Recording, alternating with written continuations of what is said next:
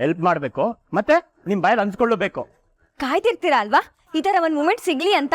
ರೇ ನನಗೆ ಹುಚ್ಚ ಸುಮ್ ಬಂದ್ ಇಟ್ಕೊಳಕ್ಕೆ. ಸುಮ್ನೆ ನನ್ ಮೇಲೆ ಆರೋಪ ಮಾಡ್ಬೇಡಿ, ಸರಿ ಇರಲ್ಲ. ಏನ್ರಿ ಮಾಡ್ತೀರಾ ನೀವು? ಗಂಡಸ್ರ ಇಷ್ಟು ನಿಮ್ ಮನ್ಸಲ್ಲಿ ಏನಿರುತ್ತೋ ಯಾರಿಗ್ ಗೊತ್ತು? ರೀ ನಿಮ್ ಸ್ಕೂಲಲ್ಲಿ ಗುಡ್ ಟಚ್ ಅದು ಬ್ಯಾಡ್ ಟಚ್ ಅದು ಅಂತ ಹೇಳ್ಕೊಟ್ಟಿಲ್ವಾ? ಹೆಲ್ಪಿಗೆ ಹೇಗೆ ಇಟ್ಕೋತಾರೆ, ಬೇರೆ ತರ ಹೇಗೆ ಇಟ್ಕೋತಾರೆ ಅಂತ ಅಷ್ಟೋ ಗೊತ್ತಾಗಲ್ಲ ನಿಮ್ಗೆ? ನನಗೆಲ್ಲ ಗೊತ್ತಾಗುತ್ತೆ, ನೀವು ಸುಮ್ನೆ ಕತೆ ಹೊಡಿಬೇಡಿ. ಅಮ್ಮ ತಾಯಿ ಅಯ್ಯೋ ಪಾಪ ಅಂತ ಹೆಲ್ಪ್ ಮಾಡಕ್ ಬಂದ್ರೆ ನನಗೆ ಅಂತೀರಾ? ಇನ್ ಮುಂದೆ ನಿಮ್ಗೆ ಹೆಲ್ಪ್ ಮಾಡೋದಿರ್ಲಿ, ನಿಮ್ಗೆ ಹತ್ರ ಬಂದ್ರೆ ಕೇಳಿ, ನಿಮ್ ಕಡೆನೂ ಸುಳಿಯಲ್ಲ ನಾನು. ನೀವಷ್ಟೇ ಬೇರೆ ಸಿಚುವೇಶನ್ ಆಗಿದ್ರೆ ಮುಖಾನು ನೋಡ್ತಿರ್ಲಿಲ್ಲ. ನಾವ್ ಗಂಡಸ್ರು ನೀವ್ ಹೇಳಿದ್ದೆಲ್ಲ ಕೇಳಿಸ್ಕೊತೀವಿ ಅಂತ ಬಾಯಿ ಬಂದಾಗೆಲ್ಲ ಮಾತಾಡ್ತೀರಾ? ಇರ್ಲಿ ಇರ್ಲಿ, ನಾನು ನೋಡ್ಕೋತೀನಿ. ತಗೊಳ್ಳಿ.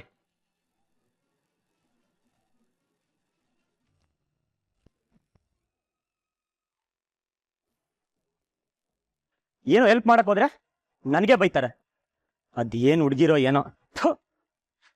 ಏನ್ ಮಗ ಲಡ್ಡು ಬಂದು ಬಾಯಿಗೆ ಬಿತ್ತಾ? ಏನೋ ಏನೋ ನಿಂದು? ನಾನೆಲ್ಲ ಲೈವ್ ಅಲ್ಲಿ ನೋಡ್ದೆ ಬ್ರೋ. ಏನ್ ನೋಡ್ದೆ? ಬೆಕ್ಕಿಗೆ ಚೆಲ್ಲಾಟ ಅಂದ್ರೆ ಇಲ್ಲಿಗೆ ಪ್ರಾಣ ಸಂಕಟ. ಆ ಹುಡುಗಿಗೆ ಪಾಪ ಹೆಲ್ಪ್ ಮಾಡಕ್ ಹೋದ್ರೆ ಇಲ್ಯಾಕ್ ಮುಡ್ತೀರಾ ಅಲ್ಯಾಕ್ ಮುಡ್ತೀರಾ ಅಂತಾರೆ. ಏನ್ ತಪ್ಪು? ಈ ಹುಡುಗಿಯರ ಹೆಂಗ ಮಗ, ಒಂದ್ಸಲ ಹೆಂಗಿರ್ತಾರೆ ಇನ್ನೊಂದ್ಸಲ ಹೆಂಗ ಆಗ್ತಾರೆ, ನಾವೇ ಅರ್ಥ ಮಾಡ್ಕೋಬೇಕು. ಯಾಕೆ? ಯಾಕೆ ಅಂದ್ರೆ ನಾವು ಹುಡುಗರು. ಏನ್ ಅರ್ಥ ಮಾಡ್ಕೋಬೇಕೀಗ? ನೋಡು ಬ್ರದರ್, ನಿನ್ನ ಪ್ರಯತ್ನನ ನೀನ್ ಬಿಡ್ಬೇಡ. ಹುಡುಗರು ಹುಡುಗಿಯರ ವಿಚಾರದಲ್ಲಿ ಛಲ ಬಿಡದ ತ್ರಿವಿಕ್ರಮನ ಹಾಗಾಗ್ಬೇಕು, ಆವಾಗ್ಲೇ ರಿಸಲ್ಟ್ ಸಿಗೋದು. ಬಿಟ್ಟ ಅಂದ್ರೆ ಈಗ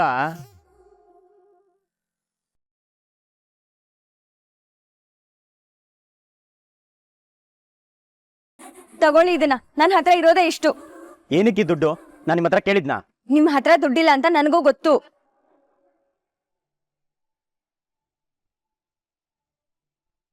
ನೆನ್ನೆ ಗಾಡಿ ತಳ್ಕೊಂಡ್ ಬಂದ್ರಿ ಅಲ್ವಾ ನೀವು?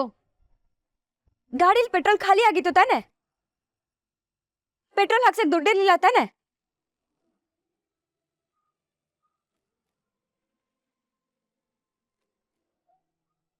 ನಿಮ್ಮ ಈ ಸ್ವಾಭಿಮಾನನ ಕಟ್ಟಿ ಬದಿಗಿಡಿ, ನನ್ನ ಹತ್ರ ಇಟ್ಕೋಬೇಡಿ. ನಾನು ನಿಮ್ ಫ್ರೆಂಡು, ಸುಮ್ನೆ ತಗೊಳ್ರಿ ಇದನ್ನ. ನಿಮ್ ಚಾರಿಟಿ ನನ್ಗೇನ್ ಬೇಕಾಗಿಲ್ಲ.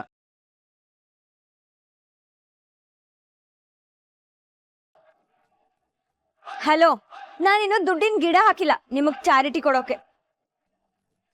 ಅಷ್ಟಕ್ಕೂ ಯಾರು ಹೇಳಿದ್ದು ನಾನು ನಿಮಗ್ ಪುಕ್ಸಟ್ಟೆ ಕೊಡ್ತಿದ್ದೀನಿ ಅಂತ? ನಿಮ್ ಹತ್ರ ಇಲ್ಲ ಅಂತ ಕೊಡ್ತಾ ಇದ್ದೀನಿ ಅಷ್ಟೇ. ದುಡ್ಡು ಬಂದ್ಮೇಲೆ ವಾಪಸ್ ಕೊಡ್ಬೇಕು. ಈಗೇನ್ ಬೇಕೋ ಬೇಡ್ವೋ? ಕೆಲ್ಸಕ್ಕೆ ಹೋಗ್ತಿರೋ ಇಲ್ವೋ? ನಾನೇ ನಿಮ್ಗೆ ನಾಮ ಹಾಕಲ್ಲ, ಬಡ್ಡಿ ಸಮೇತ ವಾಪಸ್ ಕೊಡ್ತೀನಿ. ಕೊಡ್ತೀನಿ ಅಂತಾನೆ ಕೊಟ್ಟಿರೋದು. ಕೊಡ್ತೀನಿ ಅಂತಾನೆ ಹೇಳಿದ್ದು. ಹೋಗ್ರಿ. ಹೋಗ್ರಿ. ಹಲೋ, ಏನು? Thank you. ಇರ್ಲಿ ಇರ್ಲಿ. ಹಾಗಂತ ಇದನ್ನೇ ಸದ್ರ ತಗೋಬಿಡಿ. ನಿಮ್ ಬಗ್ಗೆ ಒಳ್ಳೆ ಭಾವನೆ ಇದೆ, ಅದಕ್ಕೆ ಕೊಟ್ಟೆ. ಹಾಗಾದ್ರೆ ನನಗೆ ಕೆಟ್ಟ ಭಾವನೆ ಇದೆಯಾ? ನೀವ್ ಹಾಗ ಅನ್ಕೊಂಡ್ರೆ ನನ್ ಪ್ರಾಬ್ಲಮ್ ಅಲ್ಲ. ಹೋಗ್ರಿ. ಅಯ್ಯೋ ಹೋಗ್ರಿ. ಕರ್ಮ ಕರ್ಮ, ಬೆಳಗ್ಗೆ ಜಗಳ ಆಡಿ ಕಳಿಸ್ತಿದಾರೆ. ಇಡೀ ದಿನ ಹೇಗಿರುತ್ತೋ ಏನೋ.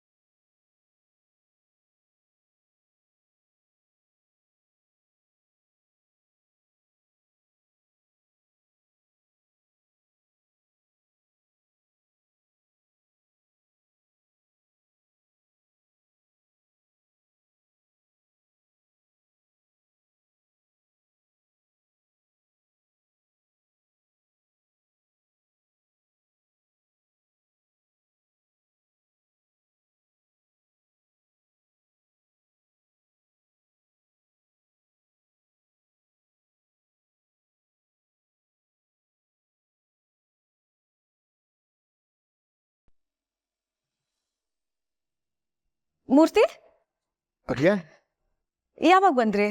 ನಾನು ಆಗ್ಲೇ ಬಂದೆ ಅದಕ್ಕೆ. ಒಳ್ಳೇದು. ತಿಂಡಿ ತಿನ್ನೋರಂತೆ ಬನ್ನಿ. ಅಯ್ಯೋ ಇಲ್ಲ, ನಂಗೆ ಕೆಲಸ ಇದೆ, ನಾನು ಹೊರಡ್ತೀನಿ. ಏನಂತ ಅರ್ಜೆಂಟ್ ಕೆಲಸ ನಿನಗೆ? ನೆನ್ನೆ ಆಫೀಸ್ನಲ್ಲಿ ಫೈರ್ ಇನ್ಸಿಡೆಂಟ್ ಆಯ್ತಲ್ಲ, ಅದಕ್ಕೆ ನಾನು ಸ್ವಲ್ಪ ರೂಡಾಗಿ ಮಾತಾಡಿದೆ. ಅದನ್ನೇ ಮನಸ್ಸಿನಲ್ಲಿ ಇಟ್ಕೊಂಡು ನಮಗೆಲ್ಲ ಗುಡ್ ಬೈ ಹೇಳಿ ರೆಸಿಗ್ನೇಷನ್ ಕೊಟ್ಟು ಹೋಗೋದಕ್ಕೆ ಬಂದಿದ್ದಾನೆ.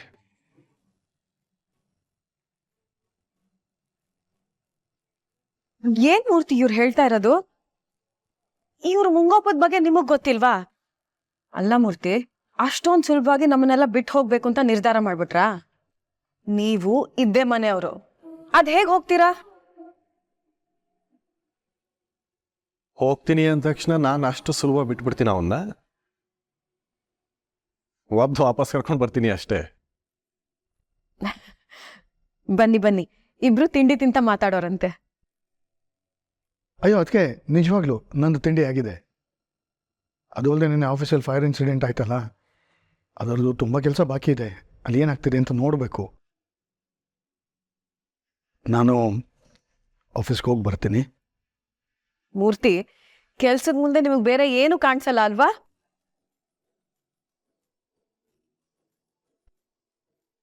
ನಾನು ಆಫೀಸ್ಗೆ ಹೊರಡ್ತೀನಿ. ಧರ್ಮ, ಹೊರಡ್ತೀನಿ. ಸರಿ.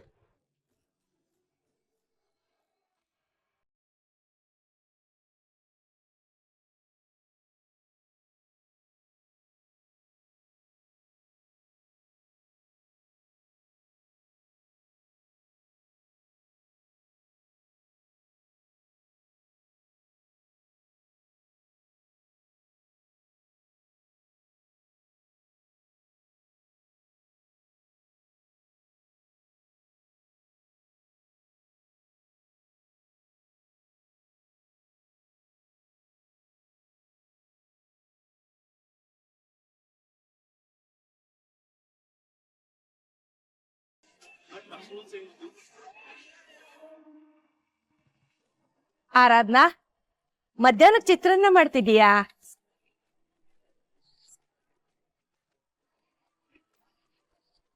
ಲತಾ, ನಮ್ಮ ಆರಾಧನೆಗೆ ಚಿತ್ರಾನ್ನ ಅಂದ್ರೆ ತುಂಬಾ ಇಷ್ಟ. ವಾರಕ್ಕೆ ಒಂದ್ಸತಿನಾದ್ರೂ ಮಾಡಿಸ್ಕೊಂಡು ತಿನ್ನೋಳು. ಅಮ್ಮ ಮಾಡೋ ಚಿತ್ರಾನ್ನದಲ್ಲಿ ಮ್ಯಾಜಿಕ್ ಇದೆ ಅಜ್ಜಿ. ಎಷ್ಟು ರುಚಿ ಗೊತ್ತಾ ಅದು.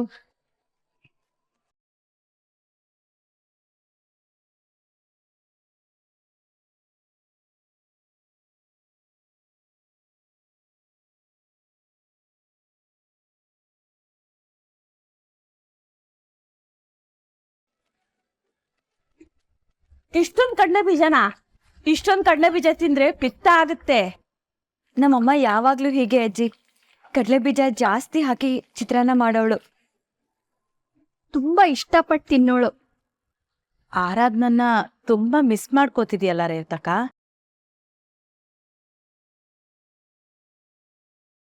ಅವಳೆ ಮನೆಯಿಂದ ಆಚೆ ಕಳಿಸಿ ಈಗ ನೆನೆಸ್ಕೊಂಡ್ರೆ ಏನ್ ಪ್ರಯೋಜನ? ಮನೆಯಿಂದೇನೋ ಆಚೆ ಕಳಿಸ್ಬಿಟ್ಟೆ, ಆದ್ರೆ ಈಗ ಸಂಕಟ ಆಗುತ್ತೆ. ನನ್ ಕಷ್ಟನ ಯಾರ ಹತ್ರ ಹೇಳ್ಕೊಳ್ಳಿ?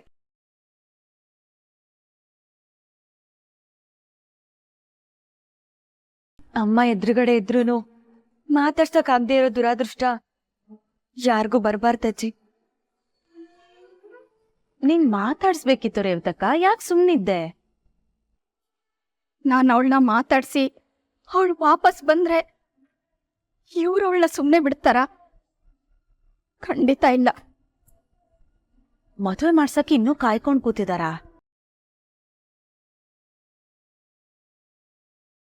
ಅನುಮಾನನೇ ಇಲ್ಲ, ಆ ಮಹೇಶ ನೀನು ಮದುವೆ ಮಾಡಿ ದುಡ್ಡು ಹೊಡಕ್ಕೆ ಕಾಯ್ತಾ ಇದ್ದಾನೆ.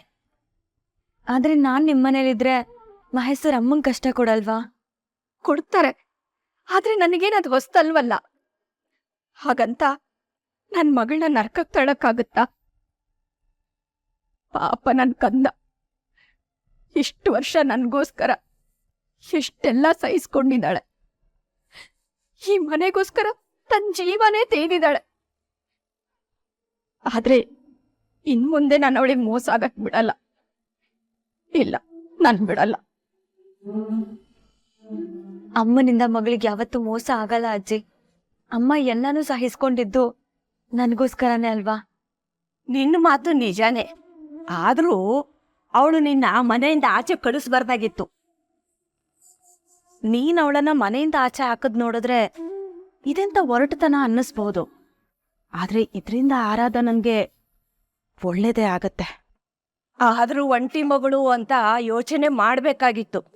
ನಡುರಾತ್ರಿಲಿ ಆಚೆ ಹಾಕಿದ್ರೆ ನೀನ್ ಎಲ್ಲಿ ಅಂತ ಹೋಗ್ತೀಯಾ?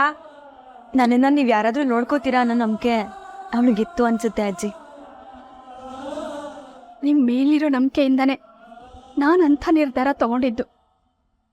ನಾನು ಅನ್ಕೊಂಡಾಗೆ ಅಜ್ಜಿ ಅವಳನ್ನ ಕರ್ಕೊಂಡು ಹೋದ್ರು. ಅವಳು ಇಲ್ಲಿಗಿಂತ ಅಜ್ಜಿ ಮನೆಯಲ್ಲೇ ನೆಮ್ಮದಿಯಾಗಿದ್ದಾಳೆ. ನನಗಷ್ಟು ಸಾಕು. ಆದ್ರೂ ನೀನೊಂದ್ಸಲ ಅವಳ ಜೊತೆ ಮಾತಾಡೋ, ಎಲ್ಲ ಸರಿ ಹೋಗುತ್ತೆ. ಅಲ್ಲ ಅವಳು, ಇಲ್ಲಿ ನೀನು ಒದ್ದಾಡೋದಾದ್ರೂ ತಪ್ಪುತ್ತೆ. ಇಲ್ಲ ಅಜ್ಜಿ, ಅಮ್ಮ ನನ್ನ ಹತ್ರ ಮಾತಾಡಲ್ಲ. ಮಾತಾಡಿದ್ರೆ ಮಹೇಶ್ವರ್ ಎಲ್ಲಿ ತೊಂದರೆ ಮಾಡ್ತಾರೆ ಅನ್ನೋ ಭಯ ಅವಳಿಗಿದೆ. ಅಮ್ಮ ಮಗಳನ್ನ ಅರ್ಥ ಮಾಡ್ಕೊಳ್ಳೋದೇ ಕಷ್ಟ ಆಗಿದೆ. ಒಟ್ನಲ್ಲಿ ಎಲ್ಲ ಸರಿ ಹೋದ್ರೆ ಸಾಕು.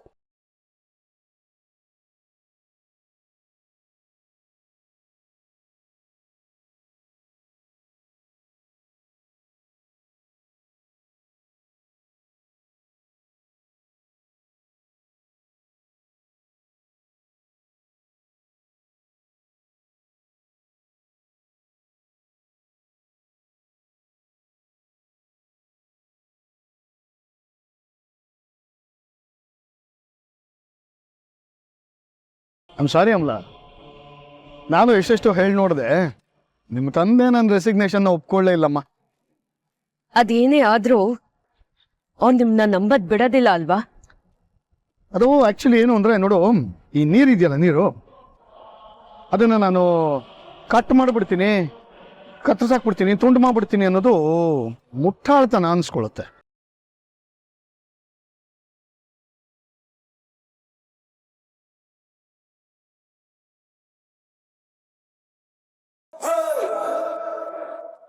ನೀರು ಯಾವ ಆಕಾರನ ಬೇಕಾದ್ರೂ ತಗೊಳುತ್ತೆ. ಹಾಗಂತ ನಮಗೆ ಹೇಗೆ ಬೇಕೋ ಅದನ್ನು ಹಾಗೆ ಬಗ್ಗಿಸ್ತೀವಿ ಅಂತ ಅನ್ಕೋಬಾರ್ದು. ಹಾಗೆ ನನ್ನ ಧರ್ಮನ ಫ್ರೆಂಡ್ಶಿಪ್ ಕೂಡ ನಮ್ಮಿಬ್ಬರನ್ನ ಯಾರಿಂದನೂ ಬೇರೆ ಮಾಡೋಕ್ಕಾಗ.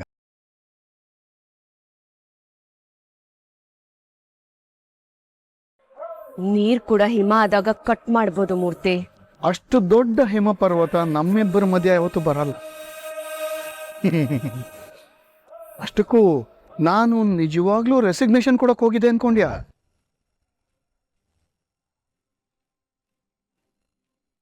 ನೀನೇ ಇದನ್ನೆಲ್ಲ ಪ್ಲಾನ್ ಮಾಡಿರ್ಬೋದು ಅಂತ ನನಗೆ ನೆನ್ನೆನೇ ಡೌಟ್ ಬಂದಿತ್ತು. ಅದಕ್ಕೆ ಧರ್ಮ ತಾನಾಗೆ ಮಾತಾಡೋಕೆ ಮುಂಚೆ ನಾನೇ ಬಂದು ರಿಸೈನ್ ಮಾಡ್ತೀನಿ ಅಂತಂದೆ. ರೆಸಿಗ್ನೇಷನ್ ಲೆಟರು ಕೊಟ್ಟೆ. ಕೆಲವೊಮ್ಮೆ ಬೇರೆಯವ್ರ ವೇಷನ ಕಳ್ಸಕ್ಕೆ ನಾವೇ ಮಾರ್ವೇಷ ಹಾಕೋಬೇಕಾಗತ್ತೆ. ಈಗ ನಾನು ಮಾಡಿದ್ದು ಅದನ್ನೇ. ಏಯ್, ಕಿರ್ಚಬೇಡ ಅಮಲ. ಈಗೇನಾಯ್ತು ನೋಡು, ನಿನ್ನ ಪ್ಲಾನು ನಿನಗೆ ಉಲ್ಟಾ ಹೊಡಿತು. ಇನ್ನು ಮುಂದಕ್ಕೂ ಅಷ್ಟೇ, ಧರ್ಮನ ಬೆನ್ನ ಹಿಂದೆ ಯಾವುದು ಪ್ಲಾನ್ ಮಾಡಕ್ ಹೋಗ್ಬೇಡ. ನಿನಗದ್ರಲ್ಲಿ ಜಯ ಸಿಗಲ್ಲ.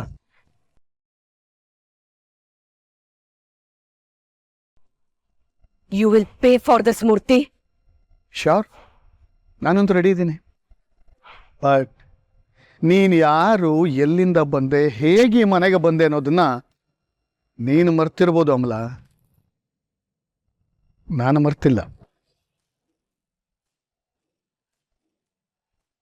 ಹಾಗೆ ಈ ಮನೆ ನಿನಗೆಷ್ಟು ಸಹಾಯ ಮಾಡ್ತು, ನಿನ್ನನ್ನು ಹೇಗೆಲ್ಲ ನೋಡ್ಕೊಂತು, ಅದಕ್ಕೆ ಬದಲಾಗಿ ನೀನು ಈ ಮನೆಗೆ ಏನೇನು ಕೊಡ್ತಾ ಇದೀಯ ಅನ್ನೋದು ಗೊತ್ತಿದೆ ನನಗೆ.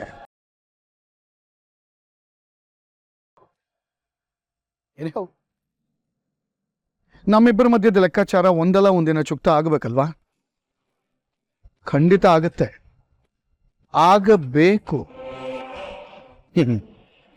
ಅಲ್ಲಿವರೆಗೂ ನೀನು ನನ್ನನ್ನ ಡೆಸ್ಟ್ರಾಯ್ ಮಾಡಕ್ಕೆ ಟ್ರೈ ಮಾಡ್ತಾನೆ ಇರು. ನೀನಾ ನಾನಾ ನೋಡೋಣ.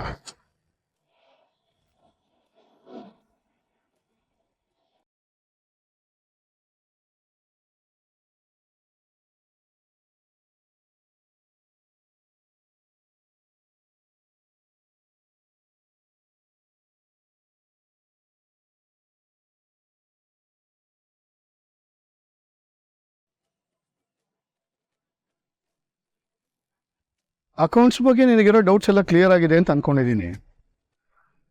ಇಲ್ಲಾಂದರೆ ಕೇಳು, ಇನ್ನೂ ಏನಾದ್ರು ಡೌಟ್ ಇದ್ದರೆ ಕ್ಲಿಯರ್ ಮಾಡ್ತೀನಿ. ಬಿಕಾಸ್ ಅಕೌಂಟ್ಸ್ ಯಾವತ್ತೂ ಟ್ರಾನ್ಸ್ಪರೆಂಟ್ ಆಗಿರಬೇಕು.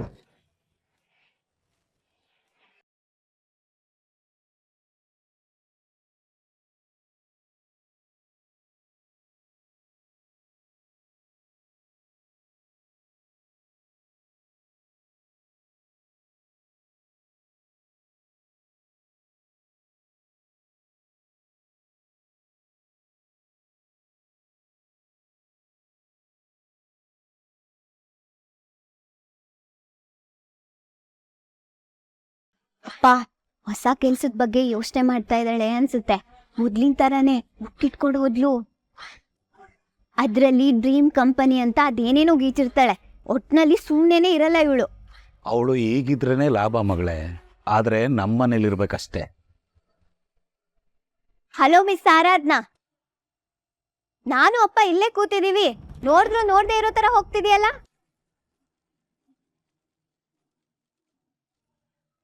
ನೋಡ್ದೆ ಅಪ್ಪ ಇವಳು ದೌಲತ್ನ. ನೋಡಿದ್ರು ನೋಡ್ದೆ ಇರೋ ತರ, ಮಾತಾಡ್ಸಿದ್ರು ಕೇಳಿಸ್ದೆ ಇರೋ ತರ ಹೇಗ್ ನಿಂತಿದ್ದಾಳೆ.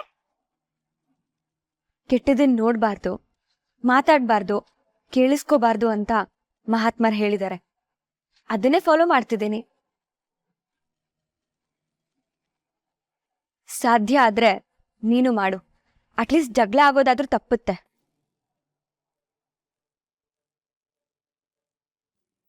ನೋಡ್ದೆ ಅಪ್ಪ, ನಮ್ಗೆ ಟಾನ್ ಕೊಡ್ತಾ ಇದ್ದಾಳೆ.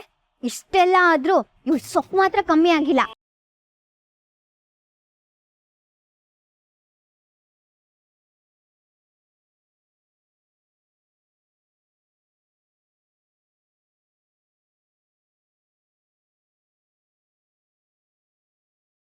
ಆರಾಧ್ನಾ, ಲತಕ್ಕ, ಯಾಕಮ್ಮ ಸಪ್ಪಗಿದ್ಯಾ?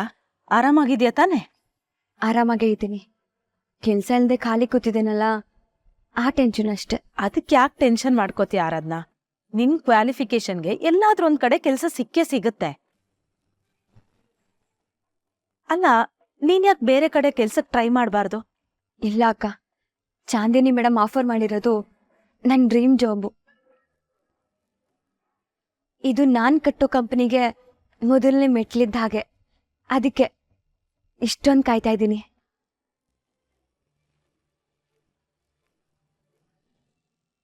ಕಂಪ್ನಿ ಕಟ್ಟೋದ್ರ ಬಗ್ಗೆ ನೀನಿನ್ನೂ ಮರ್ತಿಲ್ವಾ? ಅದನ್ನ ಹೇಗ್ ತಾನೇ ಮರೆಯೋಕ್ ಸಾಧ್ಯ? ಅದನ್ನ ಮಪ್ಪನ್ ಕನ್ಸು. ಅದನ್ನ ನನ್ ಮಾಡೇ ಮಾಡ್ತೀನಿ.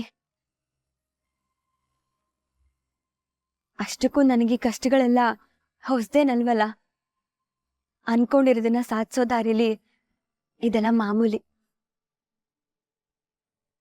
ಈ ಛಲಾನೆ ನಿನ್ನನ್ನ ಮುಂದಕ್ಕೆ ಕರ್ಕೊಂಡು ಹೋಗುತ್ತೆ ಆರಾಧ್ನಾ. ಅಂದ್ಹಾಗೆ ಖರ್ಚಿಗೆಲ್ಲ ದುಡ್ಡಿದ್ಯಾ ನಿನ್ ಹತ್ರ? ಇಲ್ಲ ಅಂದ್ರೆ ಸಂಕೋಚ ಮಾಡ್ಕೋಬೇಡ, ನನ್ನ ಹತ್ರ ಕೇಳು, ನಾನ್ ಕೊಡ್ತೀನಿ.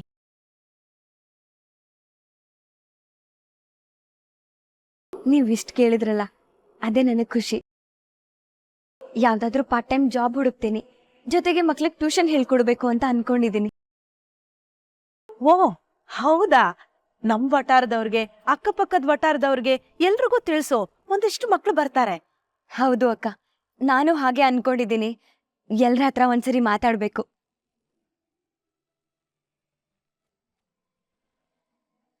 ಜೀವನ ಎಲ್ಲಾನು ಕಲ್ಸುತ್ತೆ ಅಕ್ಕ.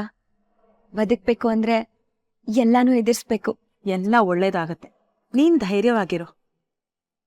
ಬರ್ತೀನಿ. ಏಯ್ ನಿಂತ್ಕೋ, ತುಂಬಾ ಹೆಚ್ಕೊಬಿಟ್ಟಿದೆಯಲ್ಲ, ಭಯ ಭಕ್ತಿ ಎಲ್ಲ ಎಲ್ಲೋಯ್ತು? ಇಷ್ಟು ದಿನ ಇದ್ದಿದ್ದು ಭಯ, ಭಕ್ತಿ ಯಾವತ್ತೂ ಇರ್ಲಿಲ್ಲ.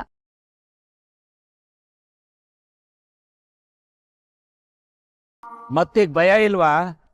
ನೀನ್ ಯಾರನ್ನ ಎದುರಾಕೋತದಿ ಅಂತ ಗೊತ್ತು ತಾನೆ? ಭಯ ಇಲ್ದೇ ಇರೋರು ಜಗತ್ತನ್ನೇ ಗೆಲ್ಬೋದಂತೆ. ನಾನು ಅದೇ ದಾರಿಯಲ್ಲಿದ್ದೀನಿ. ಈ ನಾಟಕ ಎಲ್ಲ ಸಾಕು, ಮರ್ಯಾದೆಯಿಂದ ಮನೆಗೆ ವಾಪಸ್ ಬಾ.